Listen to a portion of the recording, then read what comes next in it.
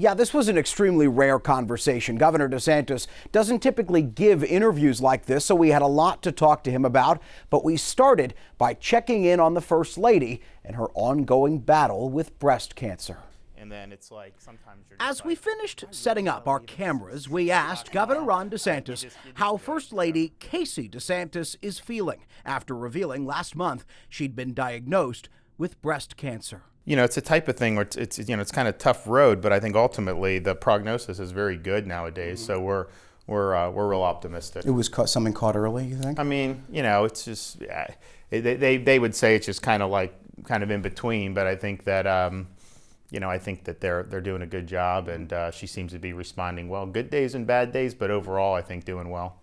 And for the first time publicly, DeSantis opened up about his family's past struggles with breast cancer. Well, you know, my mother had it when I was in elementary school, and I don't remember a lot about kind of the particulars, but I just knew it was kind of a big deal. Yeah. And but then so many people have been touched one way or another. She's fighting. One of those well-wishers spoke up at this news conference held a few hours before our interview with the governor on Monday.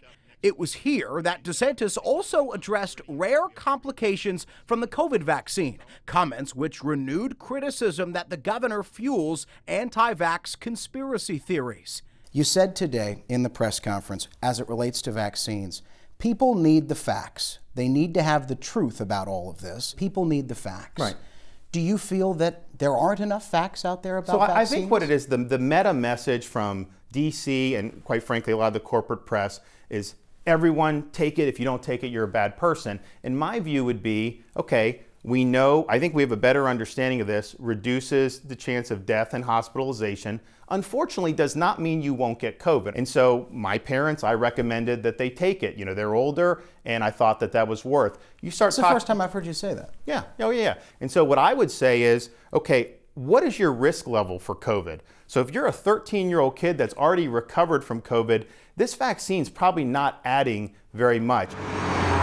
Vaccine mandates will be front and center next week in Tallahassee, a special session of the legislature called by the governor in hopes of banning COVID mandates in Florida. Do you want to ban private businesses from requiring their employees get vaccinated? So that's basically what we're doing. And, you know, I'm having to work with the legislature on this, so it's not just what I want. But basically, my view is it's not appropriate to force someone out of their job based on these COVID jabs. But massive companies in the state, including some hospitals, are already requiring the vaccine and are expected to oppose the governor. We asked if he's concerned about that. So I think it's fine, and I think people can certainly weigh in. I would say that Florida is weigh in. They're going to come out against this hard. Well, good. Well, I think that Florida is a great place to do business. And you know, you can ask some of these companies, like, would you rather be doing some of the other states that you've had to deal with, or this? And at the end of the day, look, if I have to choose between a massive company or individual Floridians who are just trying to put food on the table,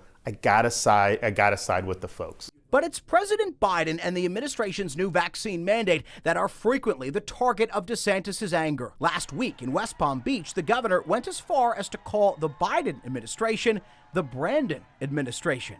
Do you feel that that is the proper level of exchange between a governor and a president? Well, let me ask you how he's treated us. I mean, you know, shouldn't you rise above that? Well, even they take if he a lot treats of you pot badly? shots. But look, I think it's a joke. But honestly, one of the reasons why that is taken on is because a lot of your folks in the national media, they get very sensitive to it, because what happened was people were chanting something else very colorful. It's a swear about the president. Well, you had a reporter, though, say that it was "Let's go Brandon," when that's not really what was said. And so I think the reason why it's caught on is because I think it needles the national media a little bit, because look, I mean, they've become very partisan. I mean, you know, they were very much against Trump. They're very much ahead of Biden.